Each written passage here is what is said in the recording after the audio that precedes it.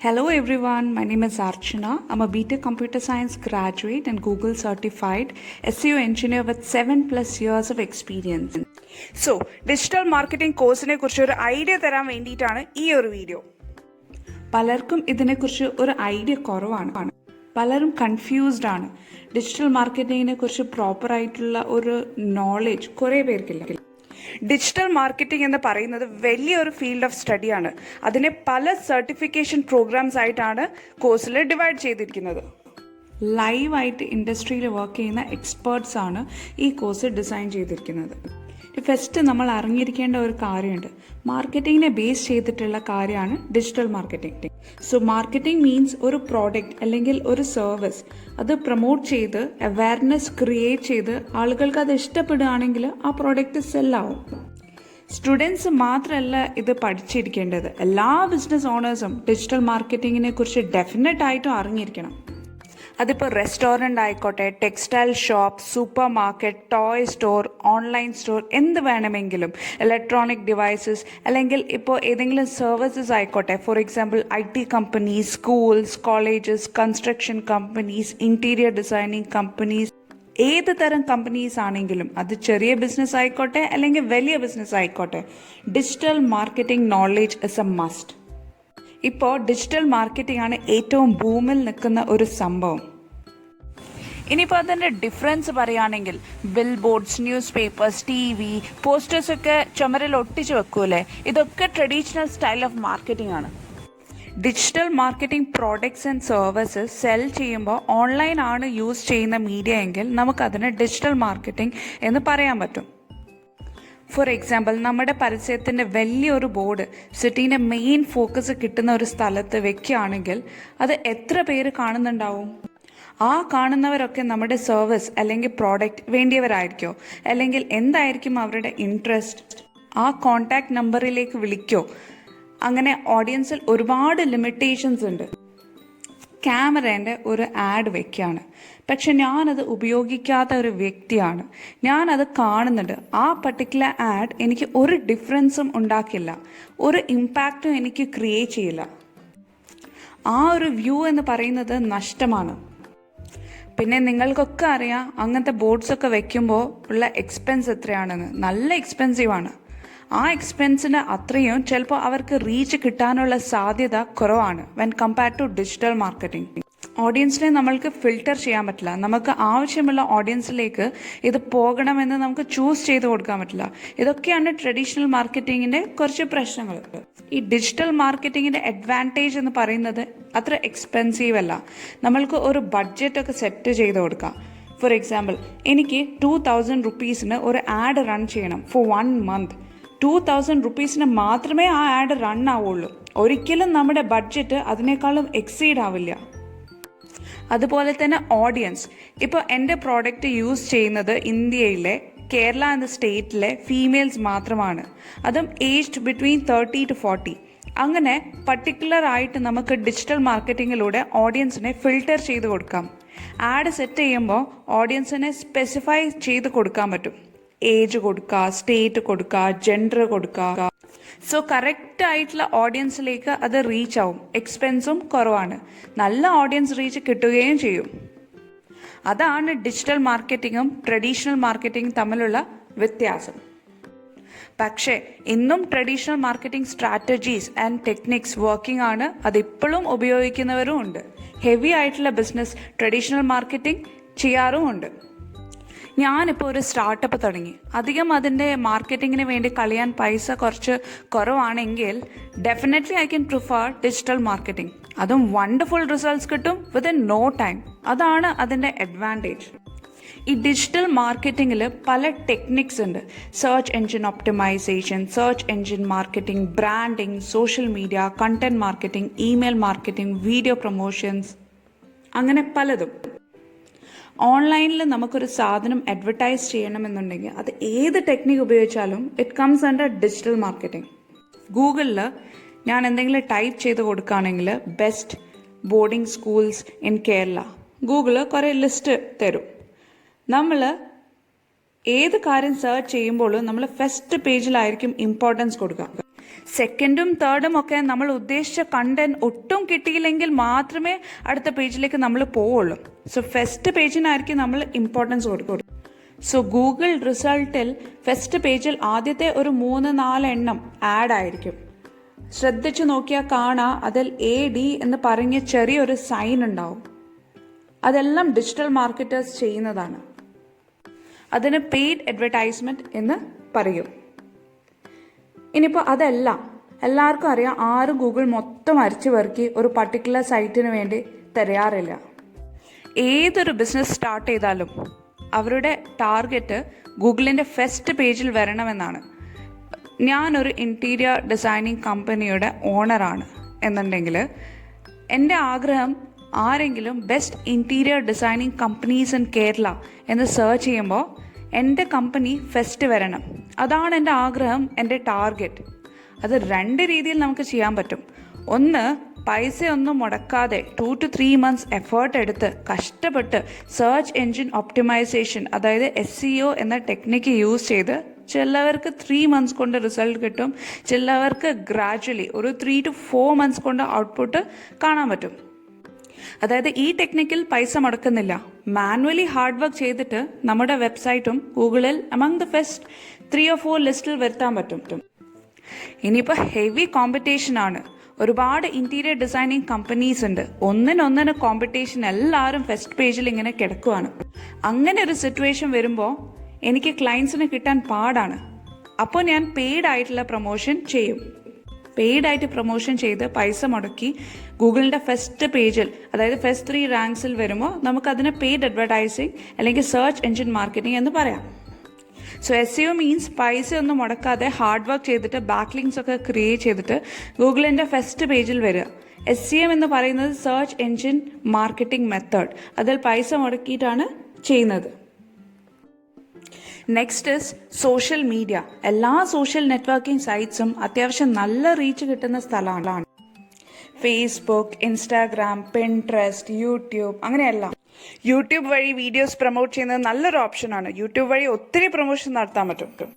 Social media വഴി ഒരു സാധനം പ്രൊമോട്ട് ചെയ്ത് അത് സെൽ ചെയ്യാൻ പറ്റുകയാണെങ്കിൽ സോഷ്യൽ മീഡിയ മാർക്കറ്റിംഗ് എന്ന് പറയുന്നു. സോഷ്യൽ മീഡിയ മാർക്കറ്റിംഗ് തന്നെ 2 തരം ഉണ്ട്. ഒന്ന്, പൈസ മുടക്കാതെ പോസ്റ്ററൊക്കെ ഡിസൈൻ ചെയ്തിട്ട് ആളുകളിലേക്ക് മെസ്സേജ് ആയിട്ടും ഗ്രൂപ്പ്സിലൊക്കെ പോസ്റ്റ് ചെയ്ത് ആളുകളിലേക്ക് എത്തി അവിടുന്ന് ഒരു സെയിൽ ഉണ്ടായാൽ വി ക്യാൻ സേസ് പൈസയൊന്നും മുടക്കാതെ സോഷ്യൽ മീഡിയ മാർക്കറ്റിംഗ് വഴി നമ്മൾ സെൽ ചെയ്തു. ഇതിനകത്തുള്ള ഒരു പ്രശ്നം, ഇപ്പോൾ ഫേസ്ബുക്ക് എടുത്താലും ബാക്കിയുള്ള എല്ലാ സോഷ്യൽ മീഡിയ പ്ലാറ്റ്ഫോംസ് എടുത്താലും മാക്സിമം എല്ലാവരും ബിസിനസ് തന്നെയാണ് നോക്കുന്നത്, ഇൻക്ലൂഡിങ് ഫേസ്ബുക്ക്. അപ്പോൾ അവർക്കും ഒരു ഇൻകമാണ് അവർ നോക്കുന്നത്. പണ്ടത്തെ പോലെയല്ല. ഇപ്പോൾ ഒരു പോസ്റ്റ് ഇട്ട് കഴിഞ്ഞാൽ എൻ്റെ പേജിൽ ഇപ്പോൾ ഒരു 10,000 ഫോളോവേഴ്സ് ഉണ്ടെങ്കിൽ ആ പോസ്റ്റ് ഒരുപാട് പേർക്കൊന്നും റീച്ച് ആവില്ല. It's different. പണ്ടത്തെ ഒരു സ്ട്രാറ്റജി ഇപ്പോൾ അപ്ലൈ ചെയ്താൽ കിട്ടൂല. പണ്ടൊരു പോസ്റ്റ് ഇട്ടാൽ ആ പേജിലുള്ള എല്ലാവർക്കും കാണാൻ പറ്റും. അതേസമയം ഇപ്പോൾ ഒരു പോസ്റ്റ് ഇട്ടാൽ ആ 10,000 ആളുകൾക്കൊന്നും അത് റീച്ച് ആവില്ല. കുറച്ച് പേർക്ക് കിട്ടും, കുറച്ച് പേർക്ക് കിട്ടൂല. അങ്ങനെ ഒരുപാട് പ്രശ്നങ്ങളാണ്. കാരണം ഫേസ്ബുക്ക് അല്ല ഇപ്പം മാക്സിമം പ്രൊമോട്ട് ചെയ്യുന്നത് പെയ്ഡ് മാർക്കറ്റിംഗ് ആണ്. ഫേസ്ബുക്ക് തന്നെ നമുക്ക് ആഡ്സ് ക്രിയേറ്റ് ചെയ്ത് ഓഡിയൻസ്, കൺട്രി, ഡെമോഗ്രാഫിക്സ് ഇതെല്ലാം സെറ്റ് ചെയ്ത് പ്രൊമോട്ട് ചെയ്യാനുള്ള ഓപ്ഷൻസ് ഉണ്ട്. പൈസ മുടക്കണം എന്ന് മാത്രമേ ഉള്ളൂ. അതിലൂടെ ഹെവി റിസൾട്ട്സ് ആണ് നമുക്ക് കിട്ടുക. പക്ഷേ പ്രോപ്പറായിട്ട് ആഡ്സ് ക്രിയേറ്റ് ചെയ്ത് റൺ ചെയ്യണം. വേണ്ട ആൾക്കാരെ മാത്രം ടാർഗറ്റ് ചെയ്ത് മാക്സിമം ലീഡ്സ് വിത്തിൻ ആ ബഡ്ജറ്റ്. അതായിരിക്കണം നമ്മുടെ എയിം. ഫസ്റ്റ് ഒരാൾ ഒരു ബിസിനസ് തുടങ്ങുകയാണെങ്കിൽ അയാൾ ആലോചിക്കണം, എൻ്റെ ഓഡിയൻസ് ഓഫ് കസ്റ്റമേഴ്സ് ആരൊക്കെയാണ്? സീനിയർ സിറ്റിസൺസ് ആണോ, അല്ലെങ്കിൽ ഒരു പർട്ടിക്കുലർ ഏജ് ഗ്രൂപ്പിലുള്ളവരാണോ? അവർ ഏത് സോഷ്യൽ നെറ്റ്വർക്കിംഗ് സൈറ്റ് ആയിരിക്കും കൂടുതൽ യൂസ് ചെയ്യുന്നത്? ഇൻസ്റ്റാഗ്രാം അങ്ങനെ ഏജ്ഡ് ആയിട്ടുള്ളവർ ഉപയോഗിക്കാറില്ല. മീൻസ് ഒരു 45 to 50 അബവ് ആയിട്ടുള്ളവർ ഇൻസ്റ്റാഗ്രാം യൂസ് ചെയ്യാറില്ല. അതുപോലെ യങ് ആയിട്ടുള്ള ആൾക്കാരെ യൂസ് ചെയ്യുന്ന പ്രോഡക്റ്റ് ആണ് എങ്കിൽ തീർച്ചയായും ഇൻസ്റ്റാഗ്രാം വഴി പ്രൊമോട്ട് ചെയ്യാം. ഫേസ്ബുക്ക് ധാരാളം പേര്, മിക്ക ഏജ് ഗ്രൂപ്പിലുള്ളവരും യൂസ് ചെയ്യാറുണ്ട്. അങ്ങനത്തെ പ്രോഡക്ട്സ് ചൂസ് ചെയ്യുമ്പോൾ ആ പർട്ടിക്കുലർ പ്ലാറ്റ്ഫോം ആയിരിക്കണം നമ്മൾ ഹൈലൈറ്റ് ചെയ്ത് കൊടുക്കേണ്ടത്. നമ്മുടെ കസ്റ്റമർ ആരാണ്, ഏത് പർട്ടിക്കുലർ ഏജിലുള്ളവരാണ്, ഏത് റീജിയനിലുള്ള ആൾക്കാരാണ്, അവരുടെ ഇൻട്രസ്റ്റ് എന്തൊക്കെയാണ്, നമ്മൾ മൊത്തത്തിൽ ഒരു മാർക്കറ്റ് സ്റ്റഡി നടത്തിയിട്ടേ മാർക്കറ്റിങ്ങിൽ ഇറങ്ങാൻ പാടുള്ളൂ. എന്നാലേ നമുക്കൊരു ഐഡിയ കിട്ടുള്ളൂ. ഏത് സോഷ്യൽ മീഡിയ എടുത്താലും FB, WhatsApp, Instagram, Twitter, Pinterest, LinkedIn, YouTube ഓരോന്നും ഡിഫറെൻ്റ് ആണ് and different ways of promotion ആണ്. ഓരോ പ്രോഡക്റ്റും ഓരോ ഓഡിയൻസ് വരുന്ന രീതിയിൽ ഏത് പ്ലാറ്റ്ഫോമിലൂടെ ആൻഡ് അത് എങ്ങനെ മാനേജ് ചെയ്യണം എന്നതൊക്കെ കോഴ്സിൻ്റെ അകത്ത് കവർ ചെയ്യുന്നതായിരിക്കും. എങ്ങനെ എന്ത് ചെയ്യണം, എവിടുന്ന് എന്ത് പ്രൊമോട്ട് ചെയ്യണം, എത്ര ബഡ്ജറ്റ് ആയിരിക്കണം, ഇതൊക്കെ പ്രോപ്പർ ആയിട്ടുള്ള ഐഡിയ കിട്ടണമെങ്കിൽ first market study and competitor research ചെയ്യണം. ഒരു പർട്ടിക്കുലർ പ്രോഡക്റ്റ് അല്ലെങ്കിൽ സർവീസ് ഇപ്പോൾ ഉള്ള ട്രെൻഡ് എന്താണ്, അത് ഇപ്പോൾ എത്ര പേര് യൂസ് ചെയ്യുന്നുണ്ട്, എന്താണ് അതിൻ്റെ കറൻറ്റ് റേറ്റിംഗ്, അതൊക്കെ അറിയാൻ വേണ്ടി നല്ലൊരു മാർക്കറ്റ് റിസർച്ച് ചെയ്യണം. ഏതൊരു ബിസിനസ് തുടങ്ങുന്നതിന് മുമ്പേയും മാർക്കറ്റ് സ്റ്റഡി നല്ലതാണ്. ഇതിനെല്ലാം കുറേ മെത്തേഡ്സ് ഉണ്ട്. മെത്തേഡ്സ് എല്ലാം ഡീറ്റെയിൽ ആയിട്ട് ഓരോരോ ടോപ്പിക്സ് ആയിട്ട് കോഴ്സിൽ എക്സ്പ്ലെയിൻ ചെയ്ത് തരുന്നതായിരിക്കും. What is digital marketing, what are the different categories of digital marketing, എന്തൊക്കെയാണ് അതിൽ ഇൻക്ലൂഡ് ചെയ്യേണ്ടത്, ഇതെല്ലാം ലൈവായിട്ട് ടാസ്ക് ബേസ്ഡ് ട്രെയിനിങ്ങിലൂടെയാണ് കോഴ്സ് ഡിസൈൻ ചെയ്തിരിക്കുന്നത്. അതുപോലെ തന്നെ ഈക്വലി ഇമ്പോർട്ടൻ്റ് ആണ് അടുത്ത category, that is content marketing. ഒരു പീസ് ഓഫ് കണ്ടന്റ്, ആ കണ്ടന്റ് 2-3 പേജ് നിറച്ച് എഴുതി വെച്ച് പ്രൊമോട്ട് ചെയ്യുക എന്നല്ല. It can be descriptive, short, sweet and very informative. Content marketing is not simply plain text. അതിൻ്റെ അകത്ത് ഇൻഫോഗ്രാഫിക്സ്, പോസ്റ്റേഴ്സ്, അട്രാക്റ്റീവ് ഡിസൈൻസ് ഇതെല്ലാം ഇൻക്ലൂഡ് ചെയ്യാം. ഏറ്റവും ശ്രദ്ധിക്കേണ്ടത് ആ പർട്ടിക്കുലർ പീസ് ഓഫ് കണ്ടന്റ് ആളുകൾക്ക് ഒരു ഇമ്പാക്റ്റ് ഉണ്ടാക്കണം, കൺവിൻസിങ് ആയിരിക്കണം, അതിൽ നിന്ന് അവർക്കൊരു വാല്യൂ കിട്ടണം. അതാണ് കണ്ടന്റ് മാർക്കറ്റിംഗ്. ഈ particular piece of content promote ചെയ്ത് അതിന് സെയിൽസ് കിട്ടാൻ ശ്രമിക്കുന്ന അതാണ് content marketing. Blog, Quora, medium, PR sites, അങ്ങനെ കണ്ടന്റ് പ്രൊമോട്ട് ചെയ്യാനായിട്ട് ഇങ്ങനെയുള്ള കുറേ ഓപ്ഷൻസ് ഉണ്ട്. കണ്ടന്റ് എങ്ങനെയൊക്കെ പ്രൊമോട്ട് ചെയ്യാമെന്ന് കോഴ്സിലൂടെ പഠിപ്പിക്കും. സോ ഇനി നെക്സ്റ്റ് വരുന്ന ടോപ്പിക്കാണ് ഇമെയിൽ മാർക്കറ്റിംഗ്. നല്ല വർക്ക് ചെയ്യുന്ന ഒരു പർട്ടിക്കുലർ കാറ്റഗറിയാണ് ഇമെയിൽ മാർക്കറ്റിംഗ്. ഒരുപാട് പ്ലാറ്റ്ഫോമിൽ നമുക്ക് ഇമെയിൽ മാർക്കറ്റിംഗ് യൂസ് ചെയ്യാം. മെയിൽചിം, വെബ്, അങ്ങനെ ഒരുപാട് ഇമെയിൽ മാർക്കറ്റിംഗ് പ്ലാറ്റ്ഫോംസ് ഉണ്ട്. ഒരു ടെംപ്ലേറ്റ് പോലെ ഇമെയിൽ അട്രാക്റ്റീവ് കണ്ടന്റ് ഒക്കെ നല്ല നീറ്റായി എഴുതി നമ്മൾ വേണ്ട ഇമ്പോർട്ടൻറ്റ് ലിങ്ക്സ് ഒക്കെ സെറ്റ് ചെയ്ത് ഷോർട്ട് ആൻഡ് സ്വീറ്റ് ആയിരിക്കണം, വേണ്ട കണ്ടന്റ് വാല്യൂ അതിലുണ്ടായിരിക്കണം, ഉദ്ദേശിച്ച കാര്യം സ്പെസിഫൈ ചെയ്തിരിക്കണം. അങ്ങനെ പ്രോപ്പറായിട്ട് ഒരു ഇമെയിൽ ഡ്രാഫ്റ്റ് ചെയ്യാൻ ഓരോ മെത്തേഡ്സ് ഉണ്ട്. അതൊക്കെ കോഴ്സിൽ ഡീറ്റെയിൽ ആയിട്ട് പറഞ്ഞു തരുന്നതായിരിക്കും. പിന്നെ വീഡിയോ പ്രൊമോഷൻസ് 2020 എടുക്കുകയാണെങ്കിൽ അതിൽ ഏറ്റവും കൂടുതൽ വർക്കൗട്ട് ആവുന്ന ഒരു സംഭവമാണ് വീഡിയോ പ്രൊമോഷൻസ്. ഇപ്പോൾ ഫേസ്ബുക്ക് ആണെങ്കിലും ഇൻസ്റ്റാഗ്രാം ആണെങ്കിലും ഏതിലും വർക്കൗട്ട് ആവുന്ന ഒരു സംഭവമാണ് വീഡിയോ പ്രൊമോഷൻ. ലെങ്തി വീഡിയോസ് ഒന്നും കാണാൻ ആർക്കും പേഷ്യൻസ് ഉണ്ടാവില്ല. 25 to 30 seconds വീഡിയോ ആണ് ആളുകൾക്ക് കാണാൻ സുഖമുള്ളതും ഫുൾ വീഡിയോ വ്യൂ ചെയ്യുന്നതും. Small piece of video content, attractive ആയിട്ടുള്ള വീഡിയോ കണ്ടന്റ് കൊടുക്കുകയാണെങ്കിൽ ആളുകളുടെ ശ്രദ്ധ പിടിച്ചു പറ്റുകയും നമ്മൾക്ക് ഉദ്ദേശിച്ച റിസൾട്ട് കിട്ടുകയും ചെയ്യും. അത് നമ്മൾ ശ്രദ്ധിക്കേണ്ട നല്ലൊരു മെത്തേഡാണ്. ഇതുപോലെ തന്നെ പുതിയതായി വന്ന ഒന്നാണ് വാട്സാപ്പ് ബിസിനസ്. വലിയ ബിസിനസ്സുകാർക്ക് അത് ബെനിഫിറ്റ് ഉണ്ടാകില്ല, പക്ഷേ ഒരു മീഡിയം സൈസ് ആയിട്ടുള്ള ഒരു ബിസിനസ് ഹാൻഡിൽ ചെയ്യുന്നവർക്ക് വാട്സാപ്പ് ബിസിനസ് ഭയങ്കര ബെനിഫിറ്റ് ആയിരിക്കും. നോർമലി യൂസ് ചെയ്യുന്ന വാട്സാപ്പ് അല്ല വാട്സാപ്പ് ബിസിനസ് എന്ന് പറയുന്നത്. ഒരു സെപ്പറേറ്റ് ആപ്പാണ്, പ്ലേ സ്റ്റോറിൽ അവൈലബിൾ ആണ്. വാട്സാപ്പ് ബിസിനസ് എന്ന് അടിച്ച് നോക്കിയാൽ ഒരു ഐക്കൺ വരും. ഗ്രീൻ ഐക്കൺ തന്നെയാണ്, പക്ഷേ അതിൽ B എന്ന ലെറ്റർ ആണ് ഉള്ളത്. WhatsApp business account is different from WhatsApp account. WhatsApp business account ഉള്ള ഒരാളുടെ പ്രൊഫൈൽ എടുത്ത് നോക്കുമ്പോൾ ബിസിനസ് നെയിം കാണും, ബിസിനസ് ലൊക്കേഷൻ കാണും, പിന്നെ അവരുടെ ബിസിനസ് ഡിസ്ക്രിപ്ഷൻ കാണും, ഫുൾ ഡീറ്റെയിൽസും കാണും. അപ്പോൾ അത് കാണുമ്പോൾ തന്നെ അറിയാൻ പറ്റും ഇറ്റ്സ് എ ബിസിനസ് അക്കൗണ്ട്. കുറച്ചും കൂടെ സ്പെസിഫൈഡ് ആണ് ഇതിൽ കാര്യങ്ങൾ. ചാറ്റ് ചെയ്യുമ്പോൾ തന്നെ പറയും you are currently chatting with a business account. ഇതിനെക്കുറിച്ചൊക്കെ ഡീറ്റെയിൽ ആയിട്ട് കോഴ്സിൽ പറഞ്ഞു തരുന്നതായിരിക്കും. ഇനി ഡിജിറ്റൽ മാർക്കറ്റിംഗ് ജോബ് ഡിസ്ക്രിപ്ഷൻ. 2020 ലിങ്ക്ഡിനിൽ നോൺ ടെക്നിക്കൽ ജോബ്സിൻ്റെ കാറ്റഗറിയിൽ ഏറ്റവും ഡിമാൻഡിങ് ആയിട്ടുള്ള ഒരു ജോബ് ഫീൽഡാണ് ഡിജിറ്റൽ മാർക്കറ്റിംഗ്. ഈ ഡിജിറ്റൽ മാർക്കറ്റിംഗ് എന്ന് പറയുന്നത് വെരി വാസ്റ്റ് ഫീൽഡാണ്.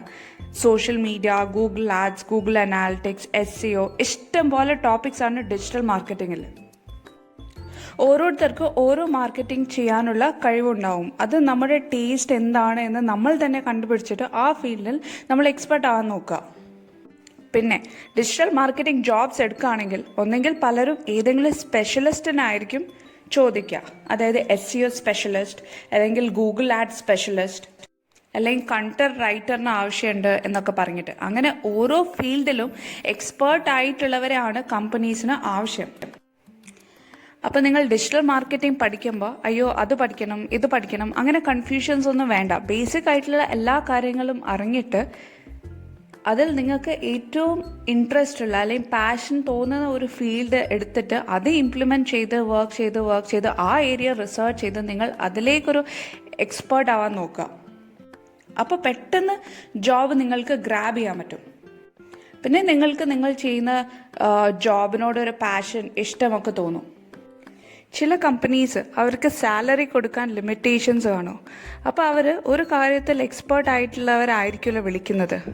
അവർക്ക് എല്ലാ കാര്യങ്ങളും ചെയ്യുന്ന, അതായത് ഡിജിറ്റൽ മാർക്കറ്റിംഗ് സ്പെഷ്യലിസ്റ്റ്, അതാണ് പോസ്റ്റ്. എല്ലാ കാര്യങ്ങളും ഒരാൾ തന്നെ ചെയ്യണം. Designing, post update, social media marketing, paid ads run ചെയ്യണം, campaigns, email marketing campaign set ചെയ്യണം. അങ്ങനെയുള്ള ആൾക്കാർ ഡിജിറ്റൽ മാർക്കറ്റിങ്ങിലെ എല്ലാ കാര്യത്തിലും കുറച്ച് ബേസിക് ഐഡിയ ഉള്ള ആൾക്കാരായിരിക്കും. അപ്പോൾ എല്ലാ കാര്യങ്ങളും അതിൻ്റെതായ ലിമിറ്റേഷൻസിൽ അറിഞ്ഞിരിക്കും. അങ്ങനെ ഉള്ള ഒരാളെ ആയിരിക്കും ഇങ്ങനെയുള്ള കമ്പനീസ് പ്രിഫർ ചെയ്യുന്നത്.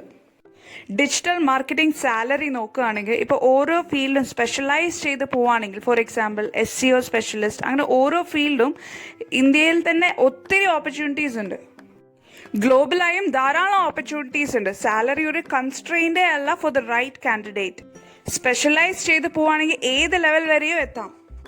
സോ ഡിജിറ്റൽ മാർക്കറ്റിംഗ് കോഴ്സിനെ കുറിച്ച് ഒരു ഐഡിയ കിട്ടിയെന്ന് വിചാരിക്കുന്നത്. സോ ഡീറ്റെയിൽ ആയിട്ടുള്ള course syllabus you can download it from our site. എന്തൊക്കെ ടോപ്പിക്സ് ആണ് അതിൽ കവർ ചെയ്യുന്നതെന്ന് ഡീറ്റെയിൽ ആയിട്ട് കൊടുത്തിട്ടുണ്ട്.